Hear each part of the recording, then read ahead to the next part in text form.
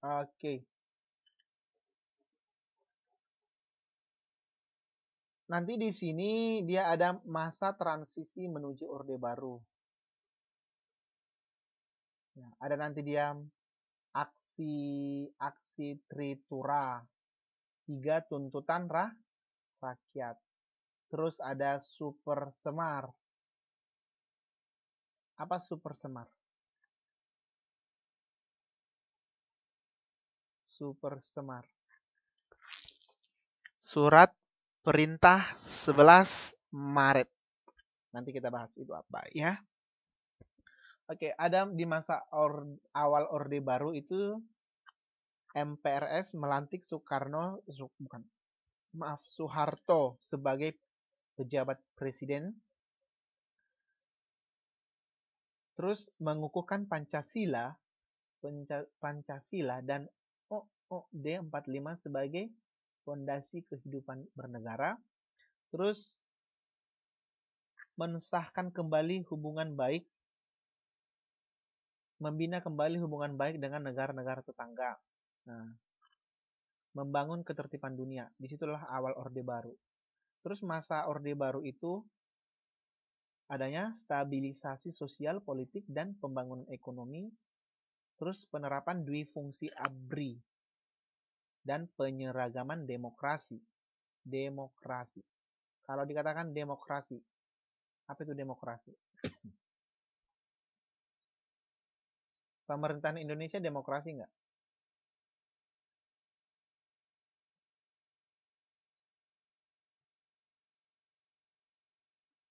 Demokrasi ini berasal dari kata demos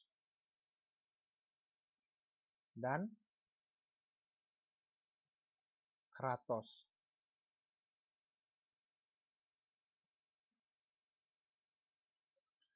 Kratos. Kalau demos artinya adalah rakyat. Kalau kratos artinya adalah pemerintahan. Nah, berarti pemerintahan rakyat. Kalau dikatakan pemerintahan rakyat, berarti pemerintahan itu berasal ataupun bersumber dari rakyat. Kan ada pemerintahan di dunia yang tidak bersumber dari rakyat, tetapi bersumber dari mana? Dari raja, ada dari sultan, atau dari ratu, atau bahkan dari kepala negara. Kalau kita pemerintahannya berasal dari rakyat yang dijalankan oleh pemerintah. Kita lanjut ya.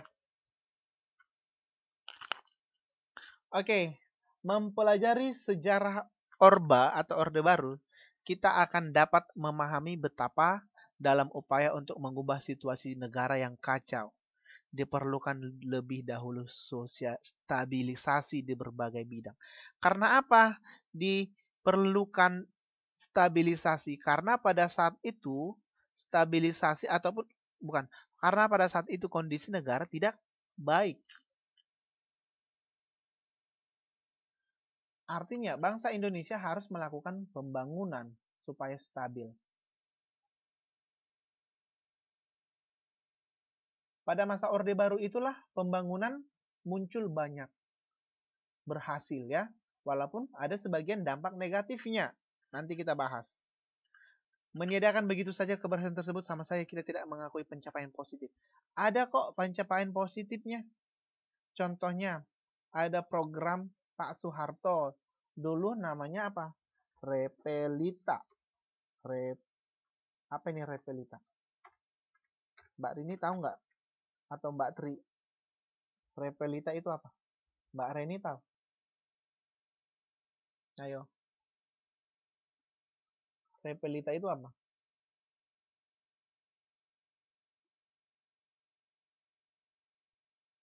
Rencana pembangunan 5 tahun. Artinya direncanakan pembangunan 5 tahun di bidang ekonomi, ya kan? Nah, kalau Repelita ini sendiri di bidang apa? Ada yang tahu nggak?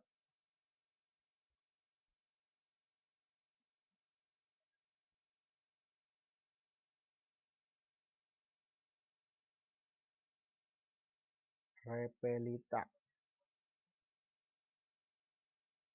Ada lagi namanya Propenas, Program Pembangunan Nasional. Kalau dikatakan Repelita itu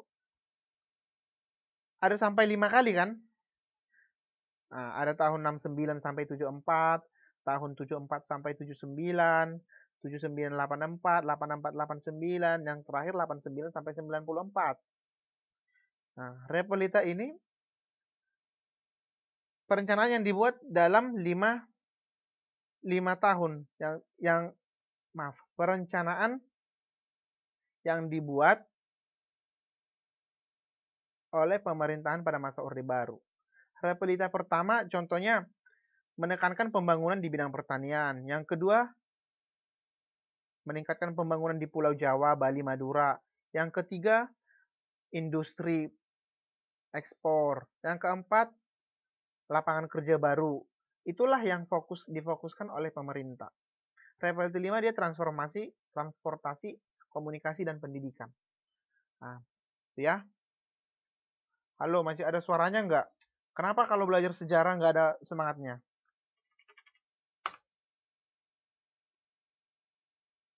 Ngantuk ya?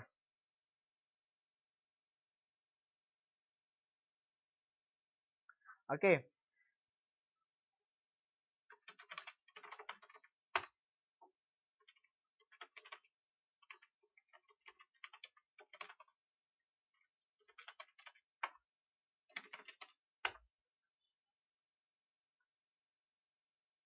Oke, masa transisi tahun 66 sampai 67.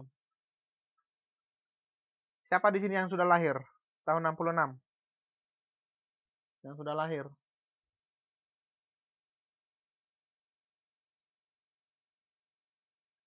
Nah, oke. Sama. Bapak saya juga, Mbak, sudah lahir ya. Nah, lahirnya pemerintahan Orde Baru tidak bisa dilepaskan dari kondisi sosial politik di masa itu. Pasca penumpangan G30 SPKI. Saya mau tahu ini G30 SPKI itu apa? Gerakan 30 September Partai Komunis Indonesia. Kalau Indonesia itu mengakui komunis enggak? Tidak. Yang komunis cuma Mbak Ratna. Mbak Ratna kan yang komunis. Nah, kalau dikatakan komunis, ini sama dengan ateis. Ateis. Kalau ateis sama dengan apa? Tidak mengakui adanya Tuhan. Sedangkan di Indonesia itu mengakui Tuhan. Ya, mengakui Tuhan yaitu yang terdapat di dalam sila keberapa? Sila keberapa? Mengakui adanya satu Tuhan. Sila ke satu boleh. Terus sila ke li.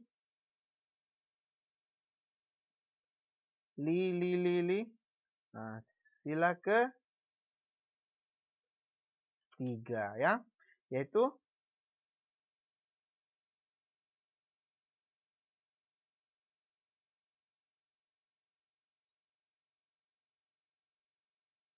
satu itu apa? Satu, ketuhanan yang Maha Esa. 2, kemanusiaan yang alam raya. 3, persatuan Indonesia. Nah, cuma sila pertama doang. Maaf, tidak ada yang ketiga. Nah, cuma sila pertama. Oke, itu dia. Makanya kalau Indonesia itu disebut monoteisme, mengakui satu Tuhan ya.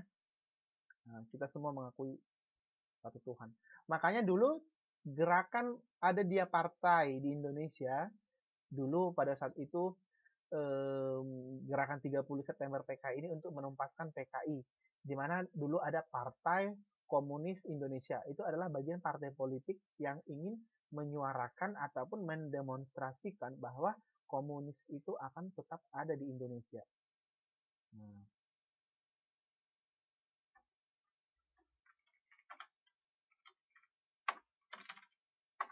Oke.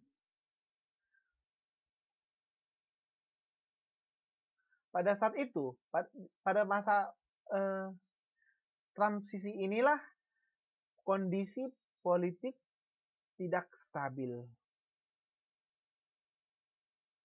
Kepercayaan masyarakat terhadap Presiden Soekarno semakin menurun. Mengapa menurun?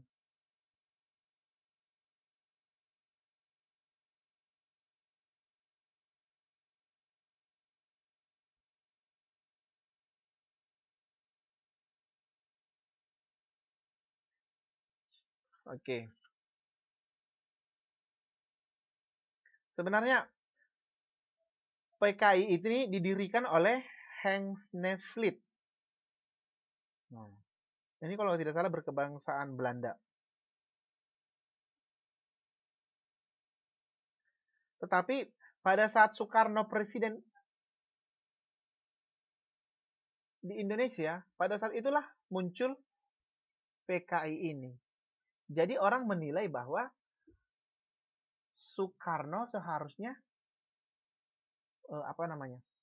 Memberantas habis gitu. Sebenarnya ini datangnya dari dalam negara Indonesia, tetapi gerakannya seperti terselubung gitu. Nah, bisa ya? Tetapi pada saat itu Soekarno adalah Presiden Republik Indonesia. Oleh karena itu, kepercayaan masyarakat terhadap Presiden Soekarno semakin menurun. Oleh karena itu, tanggal 25 Oktober tahun 65, mahasiswa di Jakarta membentuk organisasi federasi yang dinamakan KAMI, Kesatuan Aksi Mahasiswa Indonesia, dengan anggota antara lain terdiri dari HMI. Tahu HMI kan? Apa HMI? Kemarin mereka baru demo. HMI.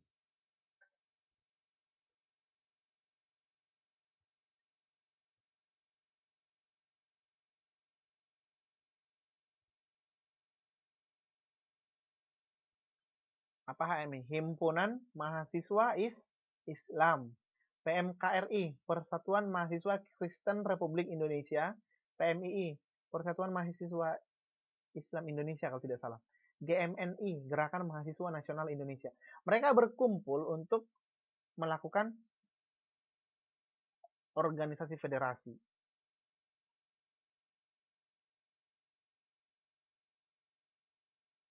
Nah, karena mahasiswa ini kan sering demo, jadi kan itu kan termasuk mempengaruhi proses pembentukan pemerintahan di Indonesia pada saat itu. Masih dengar nggak? Masih diikuti ya? Nah, ingat aja, kalau BBM naik, maka yang protes pertama itu siapa? Mahasiswa kan? Nah, berarti artinya mahasiswa ini memiliki peran dalam pembentukan ataupun jalannya pemerintahan di Indonesia. Itulah peran mahasiswa atau pemuda itu. Nah, oke. Selanjutnya, aksi Tritura, 3 tuntutan rakyat. Naiknya Letnan Jenderal Soeharto ke kursi kepresidenan tidak dapat dilepaskan dari peristiwa G30 PKI SPKI. Ini merupakan peristiwa yang menjadi titik awal berakhirnya kekuasaan Presiden Soekarno dan hilangnya kekuatan politik PKI dari percaturan politik Indonesia. Pada saat itu kan kita kan tadi kan monoteisme, mengakui adanya satu Tuhan. Peristiwa tersebut telah menimbulkan kemarahan rakyat, keadaan politik pun semakin kacau, keadaan perekonomian makin memburuk, ya kan? Dan inflasi mencapai 600%. Tahu inflasi apa? Apa itu inflasi? Belajar ekonomi kan?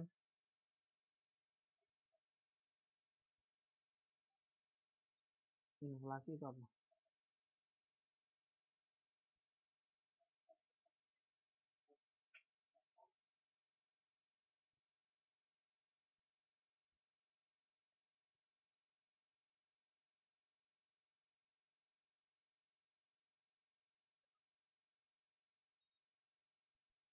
Ah, Mbak Reni hampir benar. Hampir benar. Oke, inflasi itu adalah kenaikan harga barang-barang kenaikan harga barang-barang secara umum yang menyebabkan nilai tukar mata uang menjadi rendah, tidak berarti. Contohnya dulu, tahun 92, ya kan, bukan 92, maaf, saya belum lahir. Tahun saya SD tahun 98. Tahun 98 masih ada uang 50 rupiah, ya kan? Terus 50 rupiah dulu saya bisa beli permen 2. Kalau sekarang beli permen berapa? 5.000 contohnya. Itulah inflasi. Terus harga barang naik secara drastis. Tetapi kalau misalnya contohnya kita belajar ekonomi dulu ya. Nah, kalau contohnya misalnya pada saat hari raya harga sapi meningkat, itu inflasi nggak? Terus setelah selesai hari raya turun lagi, itu inflasi nggak?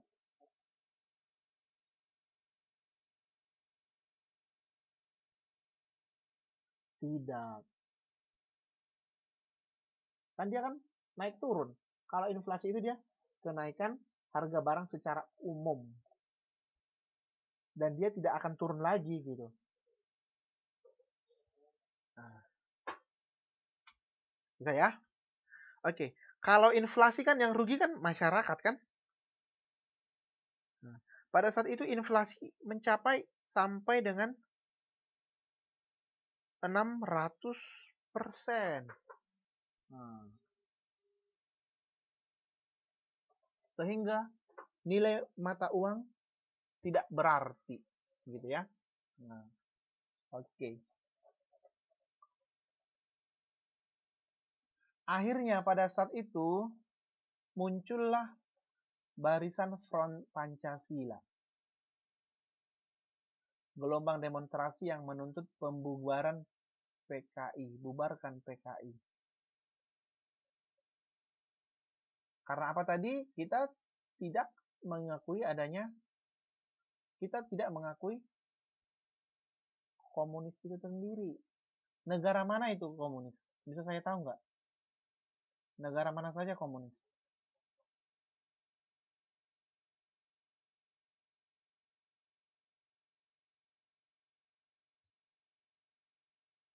Ayo sebutkan. Korea Utara, apa lagi?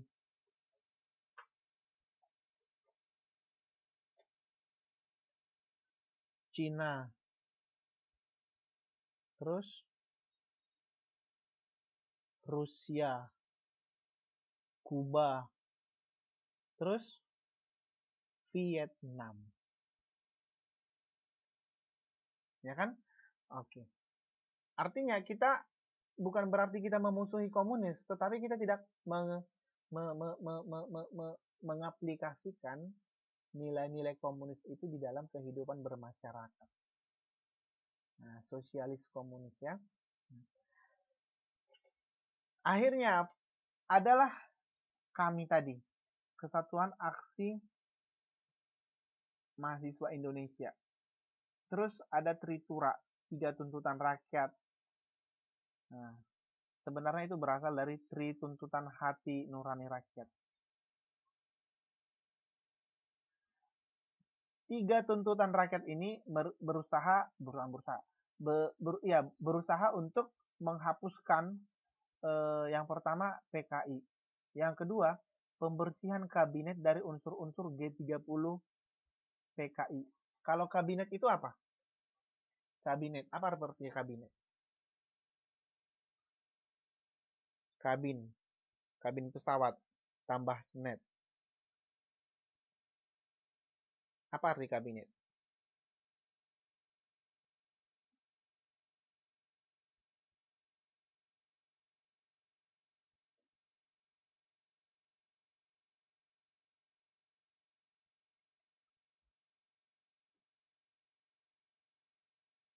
Di mana di sana di pemerintahan jajarannya itu diisi oleh para tokoh-tokoh yang ahli di bidangnya dan bukan merupakan representatif dari partai politik tertentu. Nah, iya. Makanya ada menteri. Menteri itu kan berasal dari partai politik boleh dan berasal dari non partai politik. Nah, contohnya yang dari partai politik, contohnya dulu dari PKS, siapa itu? Tifatul Sembiring. Ya. Kalau yang dari non partai, siapa ya? Kalau tidak salah Susi Pujastuti kan tidak ada partai kan? Itu karena dia memang bisa. Di kabinet itu kan muncullah dia nanti namanya menteri. Kabinet itu berarti struktur pemerintahan ataupun kerja yang dibangun oleh pejabat-pejabat tinggi yang ahli. Bisa berasal dari menteri, bukan bisa berasal dari partai politik, bisa dari bukan partai politik. Oke, terus penurunan harga dan perbaikan ekonomi karena harga melambung tinggi. Tuntutan rakyat banyak agar Presiden Soekarno membubarkan PKI ternyata tidak dipenuhi Presiden. Makanya pada saat itu banyak orang mengatakan bahwa pada saat itu Presiden Soekarno mendukung PKI. Benar apa benar? Saya tidak tahu. Karena apa? Karena ingat tadi ini, tuntutan rakyat agar Presiden Soekarno membubarkan PKI tidak dipenuhi oleh Soekarno itu sendiri. Kita tidak tahu apa alasannya mengapa dia melakukan seperti itu, tidak tahu. Makanya pada saat itu muncullah situasi politik yang sangat tidak stabil, kacau. Masyarakat berpendapat bahwa Soekarno juga mendukung PKI. Nah, bukan saya yang bilang ya. Nah, untuk memenangkan rakyat, Presiden Soekarno mengadakan perubahan kabinet Dwikora menjadi kabinet 100 menteri yang ternyata belum juga memuaskan hati rakyat karena di dalamnya masih bercokol tokoh-tokoh yang terlibat dalam peristiwa G30S PKI. Bisa ya? Nah.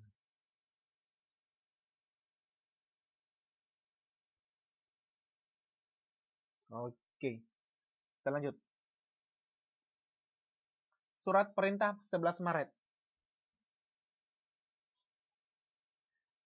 Untuk mengatasi krisis politik yang memuncak, pada tanggal 11 Maret 66, Soekarno mengadakan sidang kabinet. Sidang ini ternyata diboikot oleh para demonstran yang tetap menuntut Presiden Soekarno agar membubarkan PKI dengan pengempesan ban-ban mobil pada jalan-jalan yang menuju ke istana. Ya. Nah. Kita lihat apa isi surat perintah 11 Maret.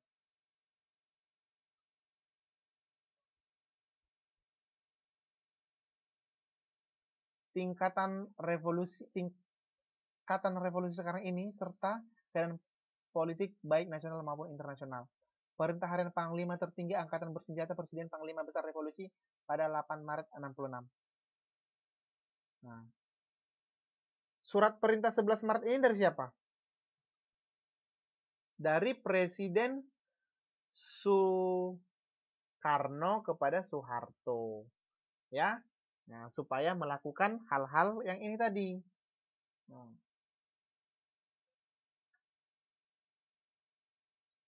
Oke. Ada beberapa faktor melatar belakangi lahirnya Super Semar. Surat perintah 11 Maret. Kita lihat ya.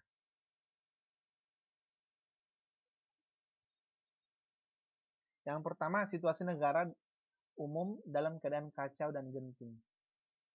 Mengapa? Karena tadi ada PKI tadi. Untuk mengatasi situasi yang tak menentu akibat pemberontakan G30 SPKI. Terus menyelamatkan negara kesatuan Republik Indonesia. Dan untuk memulihkan keadaan dan wibawa pemerintah. Makanya inilah Presiden Soekarno memberikan surat perintah kepada Soeharto dan dia pun akhirnya memberikan kekuasaan kepada Soeharto, ya. Nah, karena pada saat itu presiden terpilih adalah Soeharto dan tetapi Soekarno memberikan surat itu yang berisikan tentang supaya memulihkan nama baik pemerintah seperti itu ya. Oke, dualisme kepemimpinan nasional. Kalau dikatakan dualisme berarti dua.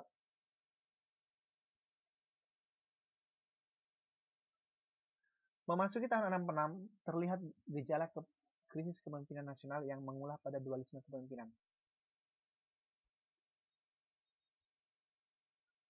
Di satu pihak, Presiden Soekarno masih menjabat presiden, namun pamornya telah kian merosot. Soekarno dianggap tidak aspiratif terhadap tuntutan masyarakat yang mendesak agar PKI dibubarkan. Makanya banyak pada saat itu yang menganggap bahwa PKI itu didukung oleh Soekarno. Oke, mengapa dikatakan dualisme kepemimpinan nasional?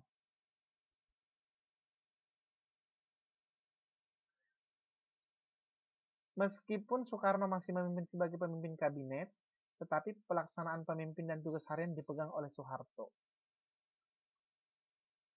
Inilah yang disebutkan dengan dualisme kepemimpinan nasional, yaitu Soekarno sebagai pimpinan pemerintahan, sedangkan Soeharto sebagai pelaksana pemerintahan. Mereka sepertinya kerjasama. Itulah dualisme.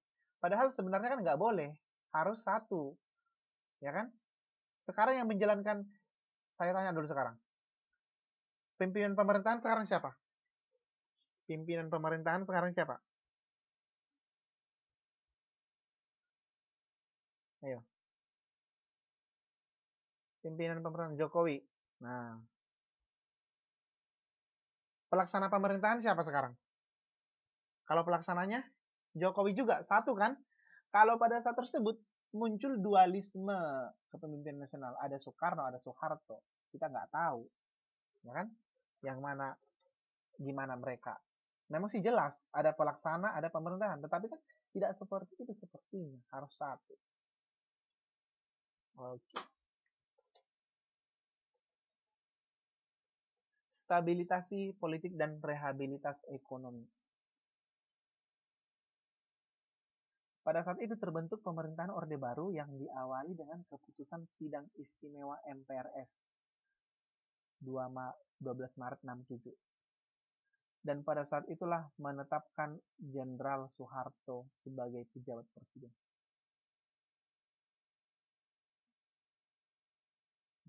Dan pada saat itulah pengukuhan tersebut dapat dijadikan indikator dimulainya kekuasaan Orde Baru. Berarti Orde Baru itu dimulai oleh siapa tadi? Soeharto,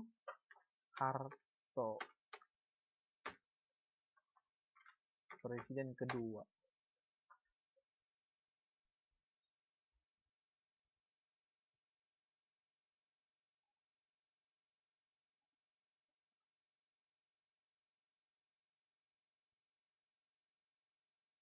Oke. Dan pada saat itu pemerintahan yang terkenal adalah politik luar negeri Indonesia yang bebas aktif.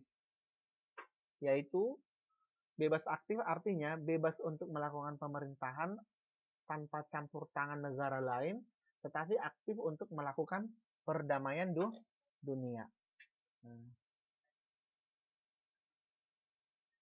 Disitulah dulu juga dibangun poros Jakarta, Phnom Penh, Hanoi, Peking, Pyongyang. Nah, artinya pemerintah Indonesia mulai menstabilkan kekuasaan, menstabilkan diri dari pengaruh PKI. Hanoi di mana?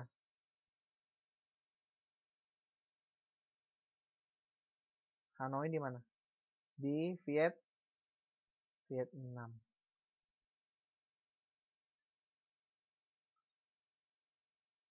Oke. Stabilisasi politik dan keamanan sebagai dasar pembangunan. Nah, makanya dikatakan Bapak Soeharto itu adalah Bapak pembangunan. Kalau dikatakan Soeharto ini disebut sebagai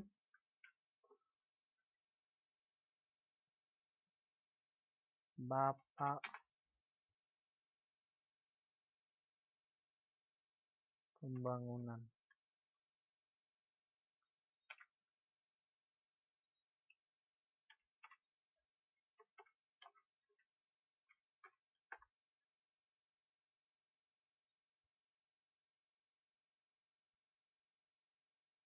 Sebentar ya, Saya baca SMS spesial dulu. SMS setting spesial.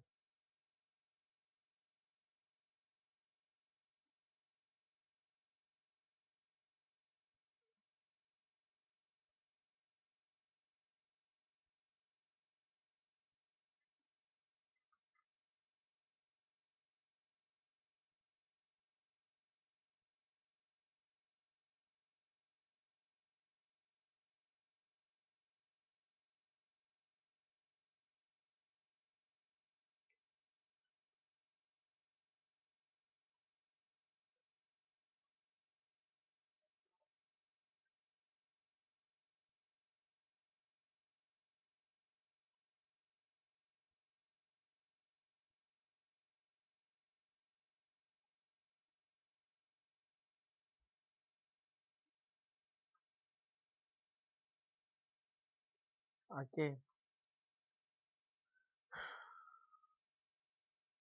Bapak Soeharto disebut Bapak Pembangunan.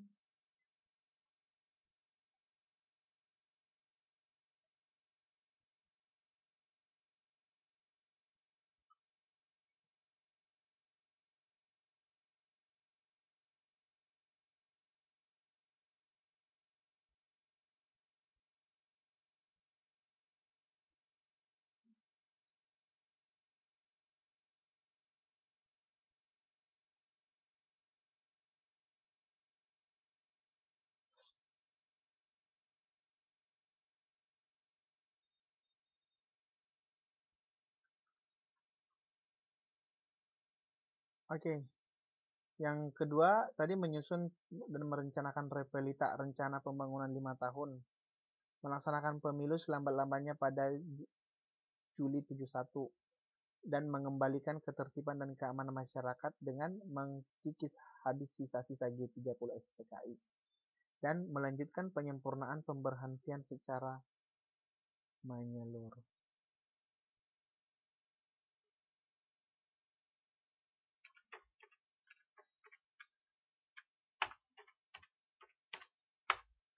Oke ya. Terus, pada saat ini, ada peserta pemilu, ada Partai NU, Nahdlatul Ulama, Partai Muslimin Indonesia, PERTI, PSI, PNI, Partai Katolik, Parkindo, Partai Murba, IKI, dan Golkar. Oke. Tetapi yang 3 besar pada saat itu adalah cuma 3 sampai tahun 97, yaitu PPP, PDI, dan Golkar. Kan cuma 3 dulu partai besar ya. Nah, pada tahun 97 maaf. Nah, tetapi ingat, pada saat Soeharto sebagai presiden, ada ketidakpuasan rakyat. Karena apa? Pegawai negeri sipil, ABRI, serta anggota keluarga mereka dipaksa untuk mendukung Golkar. Nah, benar apa benar? Oleh karena itu dulu, Partai Golkar lah yang terus berjaya.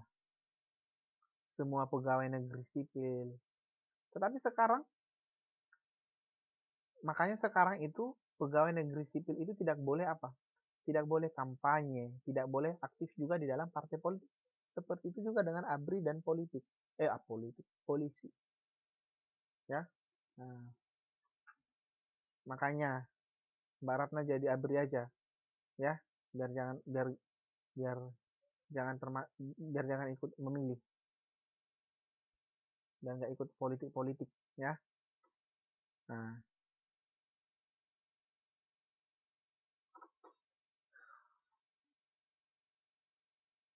oke, pada saat itu Golkar terus berjaya karena karena Soeharto mendukung Golkar dan Soeharto mengindikasikan kepada ABRI pegawai negeri sipil untuk tetap mendukung Golkar.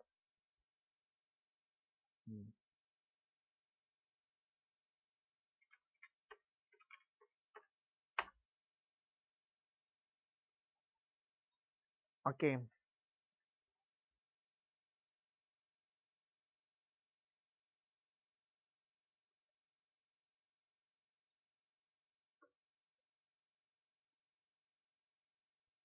Oke, selain mengembalikan, tetapi ingat pada saat Presiden Soeharto itu pada masa pemerintahannya pada masa Orde Baru, dia berhasil membuat sejumlah pembangunan tadi ya. Ada Repelita sampai 5 tahun, rencana pembangunan 5 tahun sampai 5 kali yang fokus kepada berbagai bidang aspek, ada transportasi, komunikasi, ada juga pendidikan, ada juga pembangunan wilayah dan lain-lain.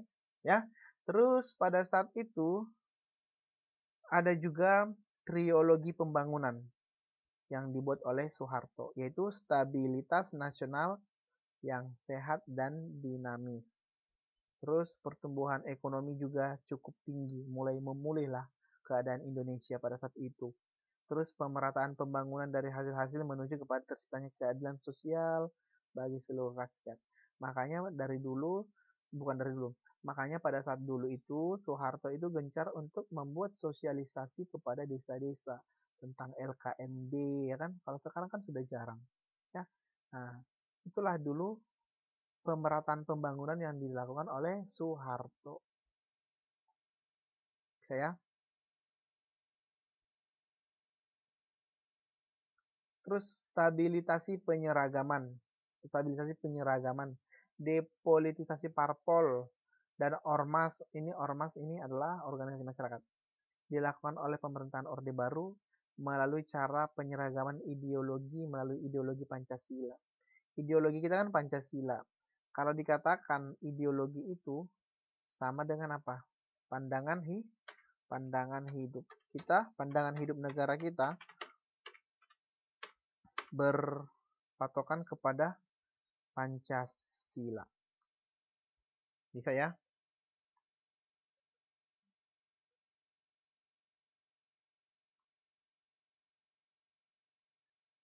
Oke. Ada yang mau tanyakan?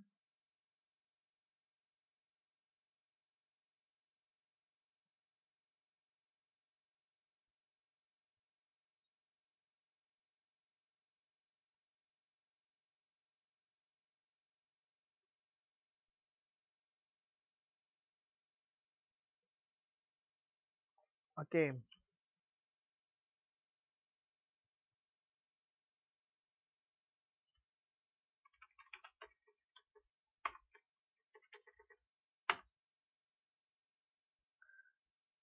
Sebentar lagi ya.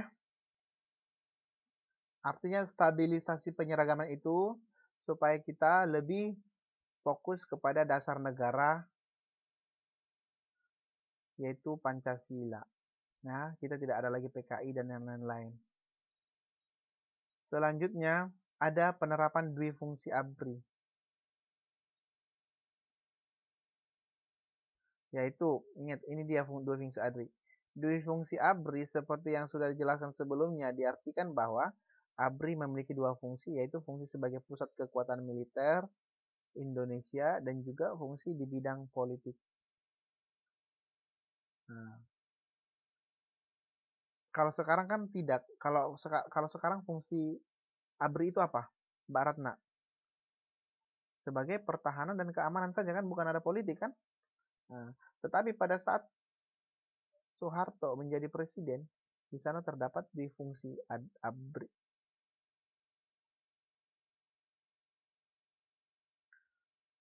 Oke, rehabilitasi ekonomi Orde Baru. Rehabilitasi artinya memperbaiki kepada keadaan semula.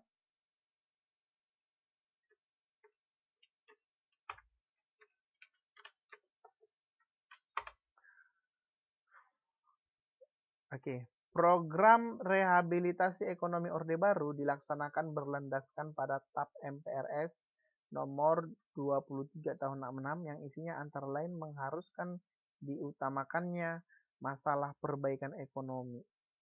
Nah, itulah dia rehabilitasi ekonomi. Makanya dia nilai tukar rupiah juga sudah baik, terus juga pemerataan juga baik, dan pembangunan juga baik. Karena tadi ada program yang dilakukan oleh Soeharto, yaitu Repelita. Nah, bertolak dari kenyataan ekonomi seperti itu, maka prioritas pertama yang dilakukan pemerintah untuk rehabilitasi ekonomi adalah memerangi atau mengendalikan hiperinflasi. Harga-harga barang yang naik tadi berusaha distabilkan dengan menyusun APBN, yaitu anggaran pendapatan belanja negara yang berimbang. Artinya melakukan pengeluaran kas negara dan pemasukannya itu dengan baik dan benar. Oke, selanjutnya kebijakan pembangunan Orde Baru. Tujuannya adalah menegakkan tata kehidupan bernegara yang didasarkan atas kemurnian pelaksanaan Pancasila dan Undang-Undang Dasar 45. Nah, di sanalah muncul pembangunan nasional.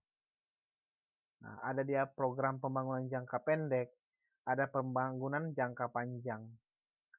Ada juga pembangunan 5 tahun seperti yang saya katakan tadi, pelita. Pembangunan 5 tahun, ya. Nah, mulai baik perekonomiannya. Oke.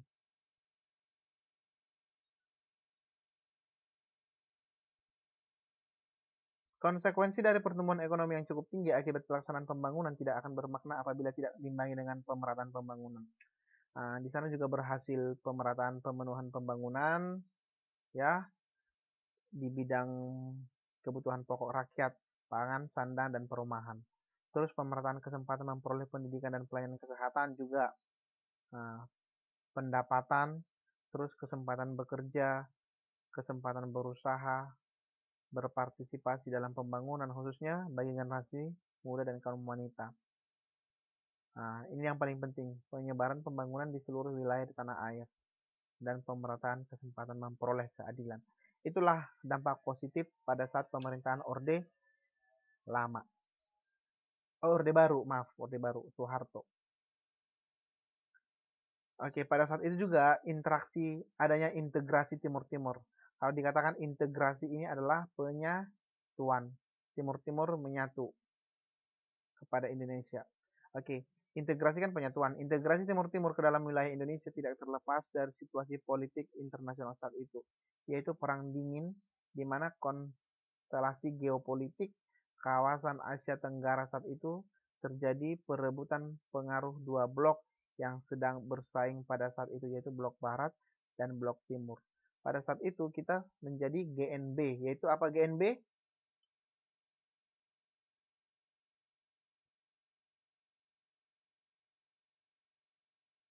Gerakan non-blok, tidak memilih kepada siapapun. Nah,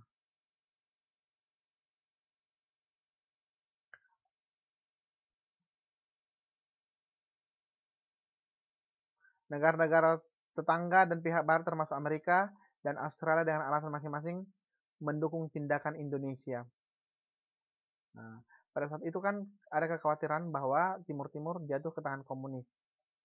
Nah,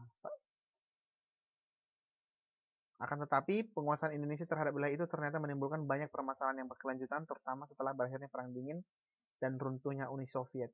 Uni Soviet dulu pada saat itu runtuh, yaitu pecah menjadi negara-negara bagian, yaitu Rusia, Slovenia, dan lain-lain negara di sekitar Uni Soviet itu, ya. Nah, dulu kita bangsa Indonesia khawatir bahwa Timur-Timur akan jatuh ke tangan komunis, ya.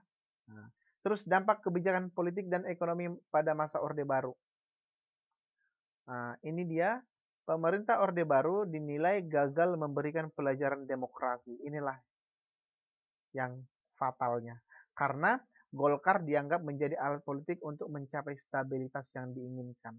Sementara dua partai lainnya hanya sebagai alat pendamping agar tercipta citra sebagai negara demokrasi. Karena apa? Pada saat ini hanya Golkar yang berkuasa, ya. Nah, jadi oke. Meskipun pembangunan ekonomi Orde Baru menunjukkan perkembangan yang menggembirakan, namun dampak negatifnya juga cukup banyak. Dampak negatif ini disebabkan kebijakan Orde Baru yang terlalu memfokuskan mengejar pada pertumbuhan ekonomi yang berdampak buruk bagi terbentuknya mentalitas budaya korupsi para pejabat Indonesia. Mengerti nggak maksudnya?